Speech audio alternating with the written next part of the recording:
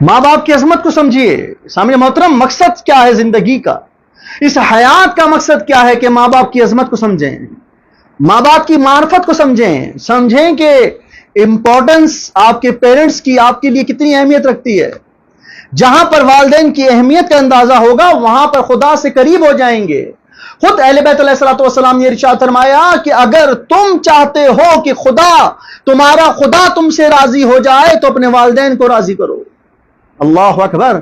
سامنے محترم، میں مستقل اگر اپنے خدا کو راضی کرنے کی کوشش کرتا رہوں لیکن اپنے والدین کا دل دکھاتا رہوں تو اہل بیت علیہ السلام کا ارشاد ہے کہ وہ خدا مجھ سے راضی نہیں ہوگا۔ اسی لیے میں اگر خدا کو راضی کرنا چاہتا ہوں تو مجھے چاہیے کہ میں اپنے والدین کی دعاؤں کو لوں، مجھے چاہیے کہ میں قرآن کی اس آیت پر عمل کروں، رب ارحمہما کما ربیانی صغیرا، میں قرآن کی ان تعلیمات پر عمل کروں جو کہ انہوں نے والدین کی عظمت کے بارے میں بتائی ہے۔ اس لیے میں اپنے والدین کا ہر حکم شرعی کو مانوں، اپنے والدین کی اطاعت کروں، اپنے والدین کے سامنے سر کو جھکاؤں، اور جہاں پر دعا کی بات آئے تو اپنے والد سے کہوں کہ وہ میرے حق میں دعا کرے، اپنی والدہ محترمہ سے کہوں کہ وہ میرے حق میں دعا کرے۔ سامنے محترم، میں نے جس طرح پہلے آپ کے سامنے جملہ ہدیہ کیا تھا کہ والد کی دعا عرش کو ہلا دیتی ہے۔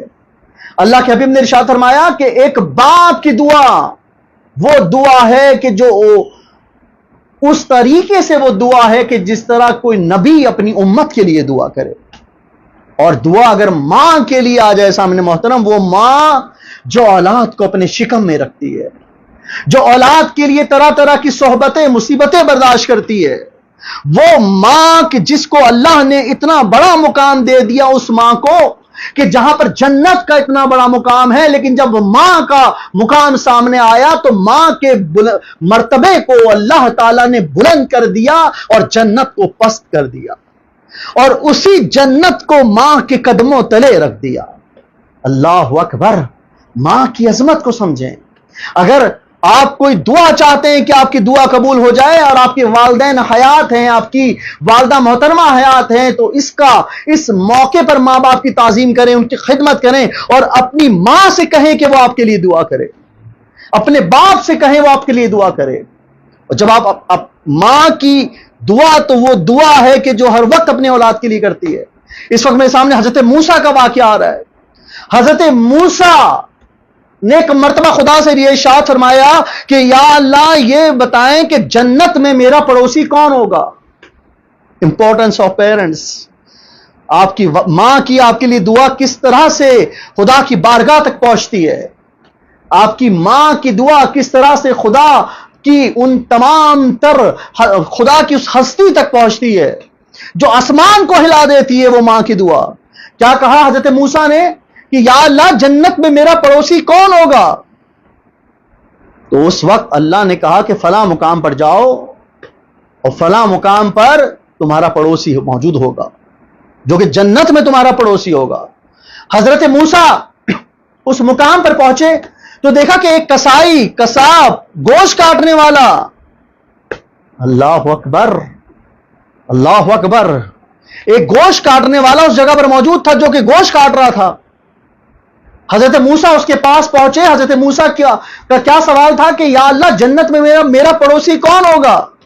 اب جب اللہ نے جس مقام پر بھیجا تو حضرت موسیٰ نے دیکھا کہ وہاں پر ایک کسائی موجود ہے۔ حضرت موسیٰ نے سوچا کہ یہ شخص کہ جس کے بارے میں اللہ نے مجھے بتایا تھا، حضرت موسیٰ نے اس شخص سے کہا کہ اے شخص، میں تمہارا مہمان بننا چاہتا ہوں۔ اس شخص نے اپنی دکان کو بند کیا، جو کسائی ہے اس نے اپنی دکان کو بند کیا اور حضرت موسیٰ کو اپنے گھر لے گیا۔ اس کو نہیں معلوم کہ یہ شخص کون ہے، یعنی کہ وہ کسائی حضرت موسیٰ کو نہیں جانتا کہ یہ اللہ کے نبی ہیں، یہ حضرت موسیٰ ہیں۔ لیکن جب اس نے مہمان کی بات کی کہ میں آپ کا مہمان بننا چاہتا ہوں، تو وہ اپنی دکان کو بند کر حضرت موسیٰ کو اپنے گھر میں لے گیا۔ اور جیسے ہی حضرت موسیٰ کو اپنے گھر پر لے کر گیا تو اس نے کچھ اونچائی پر ایک ضعیفہ خاتون کو لٹایا ہوا تھا۔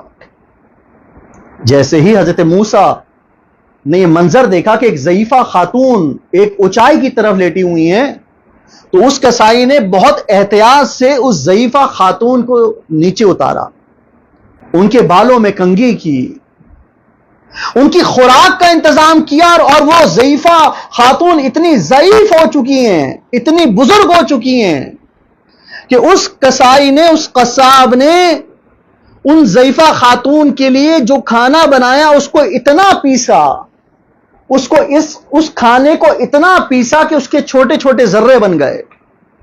اب اس کسائی نے اس جو پیسا ہوا کھانا تھا ان خاتون کو اپنے ہاتھوں سے کھلایا۔ اللہ اکبر! اس کھانے کو کھلانے کے بعد اس کسائی نے اس ضعیفہ کو پانی پلایا۔ ایک مرتبہ حضرت موسیٰ نے یہ منظر دیکھا تو اس شخص سے یہ ارشاد فرمایا کہ تم نے اس خاتون کی اتنی خدمت کی ہے، تم نے ان کی صفائی ستھرائی کا خیال رکھا، ان کی بالوں میں کنگھی کی، ان کو کھانا کھلایا، ان کو پانی پلایا، آیا یہ ضعیفہ کون ہے؟ تو اس وقت اس کسائی نے کہا کہ یہ ضعیفہ میری ماں ہے۔ اللہ اکبر! کیا کہا؟ یہ ضعیفہ میری ماں ہے۔ تو حضرت موسیٰ نے یہ سوال کیا کہ تم نے ان ضعیفہ یعنی کہ اپنی ماں کو اونچائی پر کیوں لٹایا ہوا ہے؟ تو اس کسائی نے جواب دیا کہ یہ میں اتنا غریب ہوں کہ میں کسی شخص کو اپنی ماں کے لیے متعین نہیں کر سکتا اور اس کو رقم نہیں دے سکتا کہ وہ میری ماں کا خیال رکھے، اور مجھے رزق بھی کمانا ہے تو میں اپنی ماں کو اونچائی پر اس لیے لٹاتا ہوں کہ میرے جانے کے بعد کوئی جانور میری ماں کو تکلیف نہ پہنچائے، اور جب میں واپس آتا ہوں تو احتیاط سے اپنی ماں کو اونچائی سے اتارتا ہوں، اپنی ماں کی غذا کا، ان کی صفائی کا، ان کے پیاس کا خیال رکھتا ہوں، ان کو اپنے ہاتھوں سے کھانا کھلاتا ہوں، ان کو اپنے ہاتھوں سے ان کے بالوں میں کنگھی کرتا ہوں۔ جب حضرت موسیٰ نے یہ منظر دیکھا تو کہا کہ جب تم نے اپنی ماں کی خدمت کر لی تو تمہاری ماں زیر لب کوئی بات کہہ رہی تھی۔ تو اس وقت وہ شخص مسکرایا اور کہنے لگا، جی میری ماں مجھے دعا دے رہی تھی۔ اللہ اکبر! کہا میری ماں مجھے دعا دے رہی تھی۔ حضرت موسیٰ نے سوال کیا کہ تمہاری ماں جو زیر لب تمہیں دعا دے رہی ہے، کہ جن کے جملوں کو میں نہیں سمجھ پا رہا، آیا تمہاری ماں اتنی ضعیف ہو چکی ہے، وہ تمہیں کیا دعا دے رہی ہے؟ تو اس شخص نے یہ کہا کہ میری ماں مجھے یہ دعا دیتی ہے جب میں اپنی ماں کی اتنی خدمت کرتا ہوں، جب میں اپنی ماں کی ضروریات زندگی کا خیال رکھتا ہوں، تو میری ماں مجھے یہ دعا دیتی ہے، اے بیٹا تو میری اتنی خدمت کرتا ہے، اے بیٹا تو میری ہر چیز کا خیال رکھتا ہے، میں تیری ماں ہوں اور میں تجھے دعا دیتی ہوں کہ اللہ تجھے جنت میں حضرت موسیٰ کا پڑوسی بنائے۔ اللہ اکبر! اللہ تجھے جنت میں حضرت موسیٰ کا پڑوسی بنائے۔ اس وقت حضرت موسیٰ نے یہ ارشاد فرمایا کہ خدا نے تیری دعا کو قبول کر لیا، میں موسیٰ ہوں جو کہ اللہ کا نبی ہوں، اور جب میں نے اللہ سے یہ سوال پوچھا کہ یا اللہ میرا جنت میں پڑوسی کون ہوگا، تو اللہ نے تیرا ذکر کیا اور مجھے اللہ نے تیرے پاس بھیجا ہے۔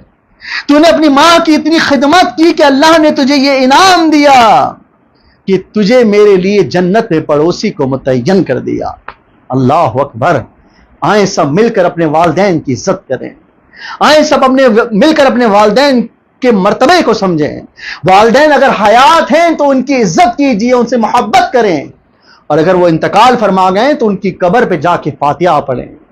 یہی سیرت اہل بیت ہے، یہی ہمارے اہل بیت علیہ الصلوۃ والسلام کا پیغام ہے، اور یہی خدا ہم سے چاہتا ہے کہ ہم اپنے ماں باپ کی عزت کریں، ہم اپنے ماں باپ کی تمام چیزوں کا خیال رکھیں، چاہے ان کی موت کے بعد، چاہے ان کی حیات میں۔ اپنے ماں باپ کو اگر ہم راضی کریں گے، ہمارا رب ہم سے راضی ہو جائے گا۔